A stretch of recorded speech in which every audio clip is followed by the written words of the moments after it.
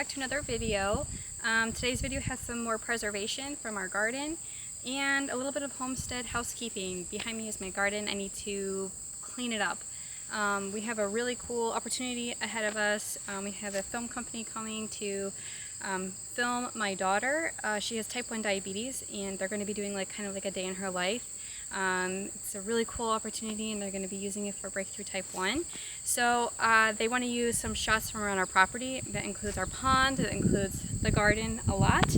So I need to do some tidying in the garden. Really, I'm just maintaining the outside of the bed. So yesterday I've already cleared a bunch of these huge weed things. I don't even know what they are. These huge bushes that just grow so crazy and they take up so much space. So that's gone. I don't even have a before video of how bad it was. I didn't even think about doing that, but it was really bad. You couldn't even walk on one side of the garden. Now you can. So I've done that already, and then today I need to go around the edges of the garden and weed whack, kind of pretty things up a bit. And then on our pond, we have a couple of big trees, mostly willow, that is on the edge of the pond, and it's actually not good for your pond anyway. But I need to take those down so that my husband can go back through with a scythe and tidy up the garden edge. That looks pretty. So I've got a couple of things on my list to do today, and you can come along with me. Also, since I'm here, I'll show you a bit of what I've got left going on in the garden. It's actually quite a bit because we put so much stock in potatoes, specifically sweet potatoes, so we still have a lot going on, just not a lot to harvest at the moment. So I'll let you take a look at that too. Also, if you're wondering why I'm not wearing any glasses, it's because my husband took my truck today to work and I don't have any glasses. So normally I put glasses on when I weed whack. I just don't have that, and I don't have the time to wait to do it some other day.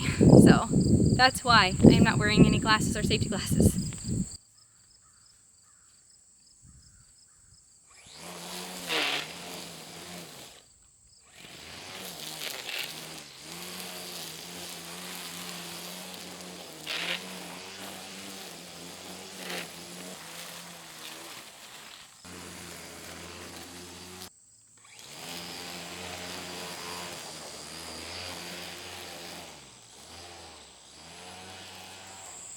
Alright, so there's really only one big mess of willow or trees that I need to clean up on the one edge that they'll actually be filming.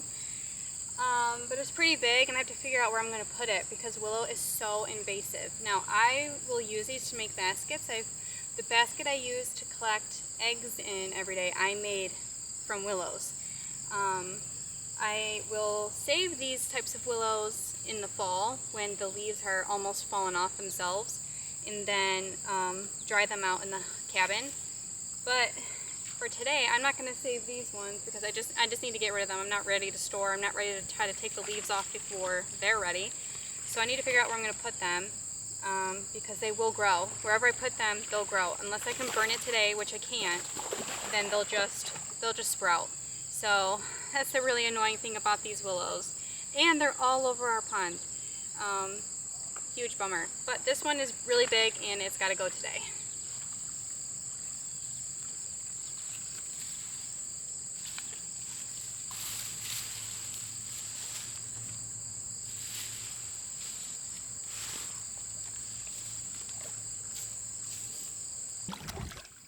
So I just want to show you how invasive willow is. So this is actually called coppicing. What I'm doing is called coppicing. I'm just breaking off basically the bottom of the trunk and more can grow out. So I must have cut these ones last year and there's already new sprouts coming out. I have to cut these big ones because it's so big and it's taking up a lot of visual space. But I know that this is a vicious cycle. Once I cut those big stalks, more are going to grow next year. Really, the only way to truly take care of this situation is to excavate it out, remove the root. So this is the problem we have along all of the border of the entire pond, is this willow plant. But not all willow is good for making baskets. And this willow is.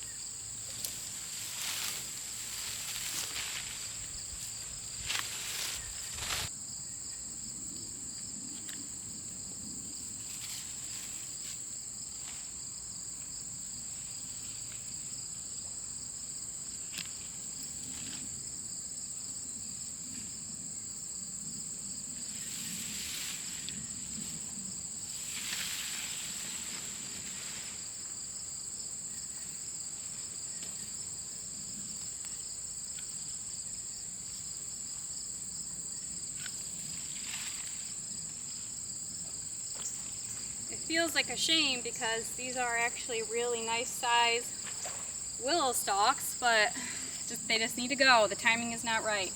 I do see one more on the other side that I think I'll take care of, so that when my husband uses the scythe, it doesn't get caught up on the big branches. And like I said, this one is not nearly as big and it's only one stalk, but just better take it out anyway.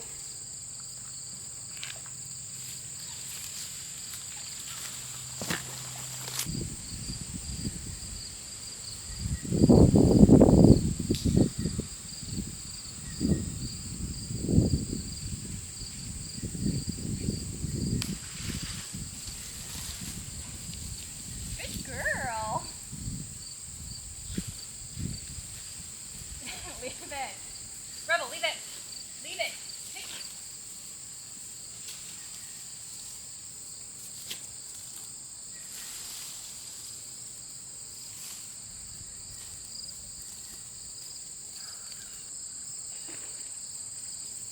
So I'm setting it here because this is the bush that I took out yesterday from the garden, and it's elevated off the ground, so maybe, just maybe, this will dry out and die within the next year.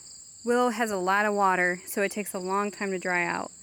But all of that is a willow. All of that is willow. So, I mean, it's huge, it's beautiful, but it's pretty much useless. I mean, it offers a lot of shade, but it's so invasive. Like, you really have to monitor your willow growth. All of these are willow, and I will use a lot of these for baskets, but it is just very invasive. And you can see throughout the pond, anytime there's a big bush, that's all willow right there. So that can't stay there, and in time we are going to have to excavate this pond to maintain its sides. Alright, and here's what I've got going on in my garden. We still have a bunch of grape tomatoes. We have more beets growing, and these are not the traditional like red Detroit beets or whatever those ones are called. These ones are going to be, I think, a sugar beet, and I don't remember, something else. It's another white beet. Right here was actually supposed to be the Detroit Reds, and they didn't grow. I don't know why, but here's one. There's the other. Nothing else grew. So there's that. This was my beefsteak tomatoes. They're all dead, and I took the last of the green ones and we'll ripen those ones inside, and this will be used for garlic. I have squash still growing, sweet potatoes, failed cucumbers. I don't really know what happened. I have one cucumber that actually turned out. I mean, this weird thing. Just really weird. We are big on the sweet potatoes. So I actually have a couple of beds of sweet potatoes, and there's some growing in here too. We love sweet potatoes. We use them all the time. They have a ton of calories, and they're just really good nutritionally. So yeah, we grow a lot of sweet potatoes. This is my gourd mess. Inside of here is actually strawberries that are, well, look at that. Some are coming. But I had asked my kids, you know what, you can plant whatever you want on this side, and I did not know, but they planted gourds. So we have a ton of gourds growing, and that's okay. I'm fine with this. There's one. Here's this. I looked these gourds up, and you can feed them to your chickens, so I'm just going to save all the gourds that the kids have planted, and we will use those for the chickens in winter. It occupies their brains, especially when it's cold and snowy and they don't even want to come out of the coop. And it'll be good for the seeds inside. They can enjoy those seeds. So I'm okay with the fact that they planted a bunch of gourds. I had a little bit more of the Detroit Reds here. There's just one. I don't know what happened with those seeds. They just must not have been very good seeds.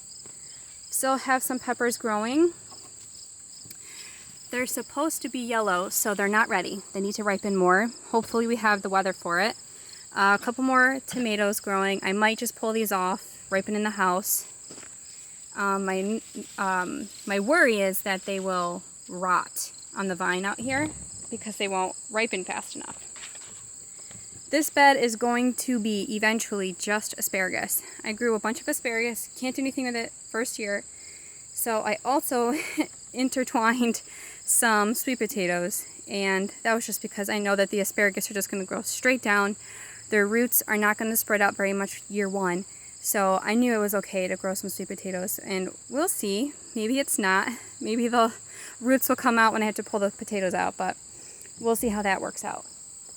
And more asparagus here. And then just some kale and Swiss chard that we've used a little bit of, but the bugs have really gotten a hold of, and these ones will be fine. I just need to pull off those leaves. And then I have one bed that is just a mess. And I don't even know what this bed is anymore. There was rhubarb, and that's the only thing that grew this year. I actually made like a rhubarb liquor. It's not really a rhubarb, like I didn't really make it myself. I bought just plain vodka, and I used the rhubarb in it to sweeten it. And I used strawberries from the garden too, so that was kind of cool. And that tasted really good. But this is my garden bed that is like, what are you doing? This is my weed bed. I don't know what I'm going to do with it this year. I think what I need to do is build up this rock wall, and then I'm going to put cardboard down, kill all these weeds. There's willow growing in the weeds.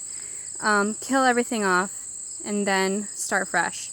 Put mulch down, put some more soil down, and make a new garden bed. And I'll wait till fall to see how much of this dies off naturally, because maybe I can just pull it. But it's a lot. This is a big mess. So there's the garden.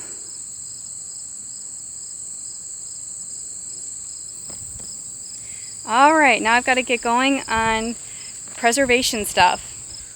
So we have these massive zucchinis from our garden. We're going to shred them up and put them in cupcake tins and freeze them. We're going to do about 1/2 cup of shredded zucchini in each tin. And that is so that in the winter we can just pull it out of the freezer and make zucchini bread. And it's already pre-measured. We know exactly how much is in each little slot. And I think that'll be a good way to use these really good cucumbers, or zucchini, because they don't taste that good when they're this big. And these were forgotten ones. They were kind of like tucked in between our raised beds, so we couldn't see them. And I don't know, nobody really likes the taste of them when they're this giant. So we still want to use them, we still want to save them. So this is just a way that we're going to do it. And we can use it in the winter, and it's kind of cool to use your summer produce in the winter. Well, can chickens eat this big of a seed? Yes, they can. They love them. So we're going to save the seeds and all of the scraps and give it to the chickens, because they'll really enjoy that. Do you love it? They love it, yeah. Okay, this is my favorite. You're using a spoon for that? Yeah. One cleaned out.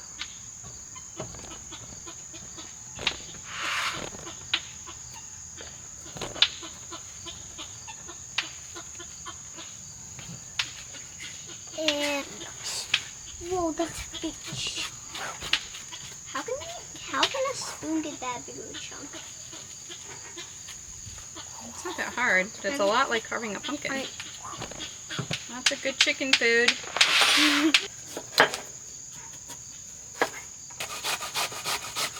Can I do it? Can I? It can cut you. You can try. That? Mm-hmm.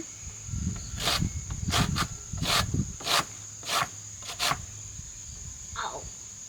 And then Did you get it? It's grape? No. My finger was banging.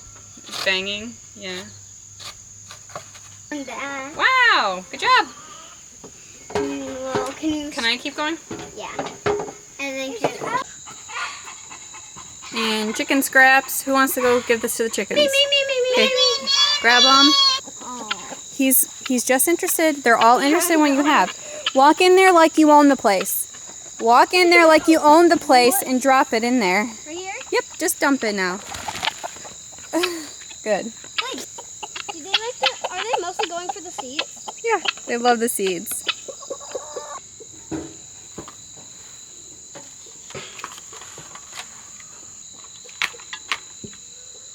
And now really squish that in. So you see, compare it to the one I did and the one you did. Yes, yours. great. Good Give job. me your hand. No, put it in any. So now we'll freeze this, and when it's frozen, we'll do we this will part. unpack them, and they'll be Here. little zucchini pucks, Mama, and I'll can- put them in one bag, and then we can just pull them out, and each of these are measured to be 1/2 cup, so this should be easy for a recipe. Dun, dun. Dun, dun. It's probably good, I would say, for the last one. Nice. Gotta pack this one in a lot. Yeah. Are you gonna do the last one?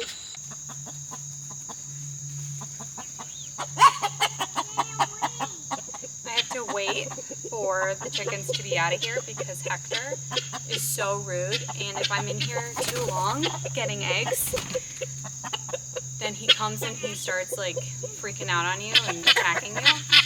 So he's an awesome rooster for the fact that he protects the flock so well, but like you can't spend too much time near his hens.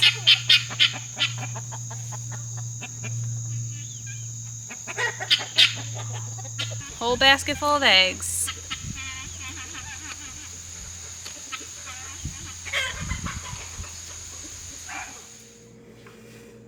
So I've been dehydrating tomatoes, and these are called cherry bomb peppers. The cherry bombs are done. They're really crispy. I need to take them out. I'm gonna put them through the food processor to make a nice fine powder, but the tomatoes still need to keep going, which is why I needed to put a pause on this so I can handle the chili peppers and then let the tomatoes continue, and probably go collect more tomatoes to continue dehydrating as well.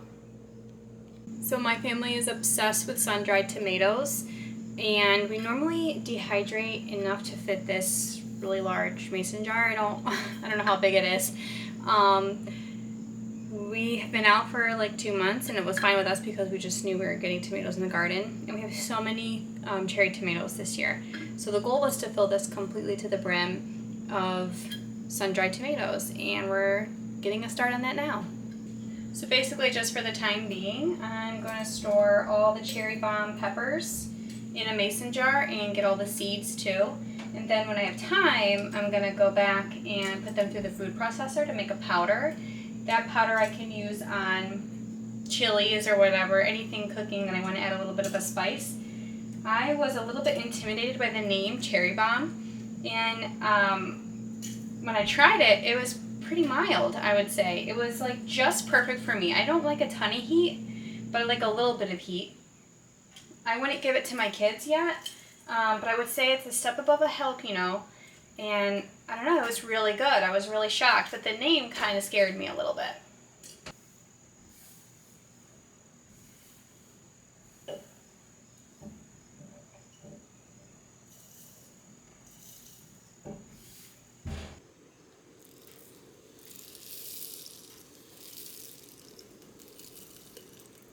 Alright, so there's the cherry bomb peppers. I got these from a local Amish store. The only store near me is an Amish store, and I love it. They grow everything themselves, and I needed to have some peppers to make a zucchini relish, and I had a lot extra, and I knew I wasn't really going to use them up. So this is a really nice way, quick way to use the rest of these. I'm going to make them into a fine powder for seasoning on whatever. Yeah, made a pretty decent amount. And now I got to restart the dehydrator to finish the tomatoes I had started. And I'm going to time it myself. I could, change the settings on there, but I just know I need to come back in like 2 or 3 hours. They're so close to being done, and so right now it's like a fine line of when they're done or when they're like over crisp, and then they won't be really that tasty anymore. They'll have to be rehydrated, but if I watch it pretty close, I'm pretty confident that I'll get it at the right texture. So these are the last of my beefsteak tomatoes. My plants just don't seem like they're going to be ripening. I think it's just because the weather has changed a little bit. It's kind of cooler. It's not as humid anymore. Also, our garden doesn't have a ton of sun over there. And I don't think they're going to ripen on their own. So I am putting them in a paper bag with an apple. The apple has ethylene gas, and the combination will help ripen the tomatoes and the apple.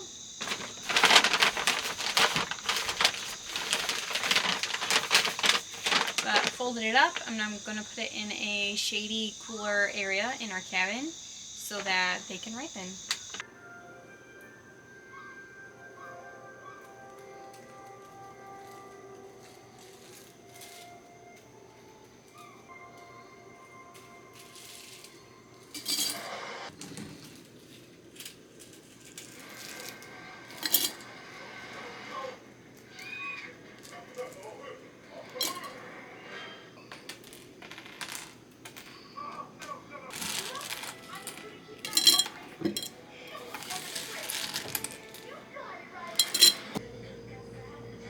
Hey Mom, well, look how much I got.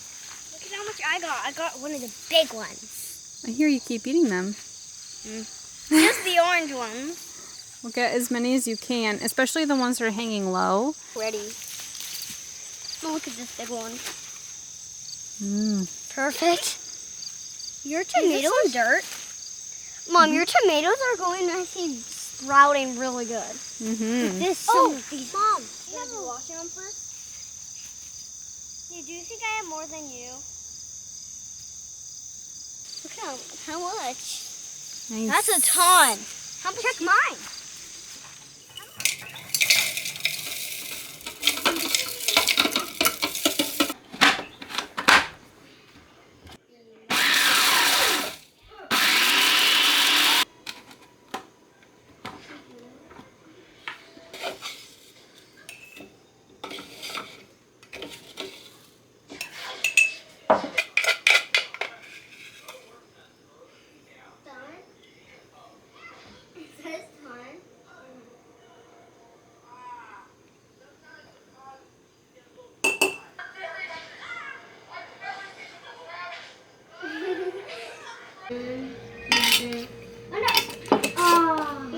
Hey, get down. Yeah. Wait, let me try.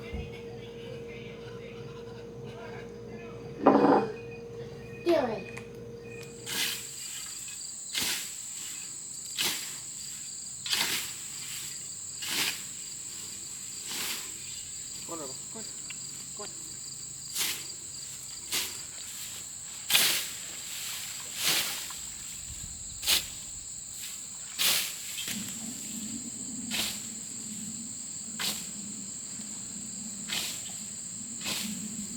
Vulnerable.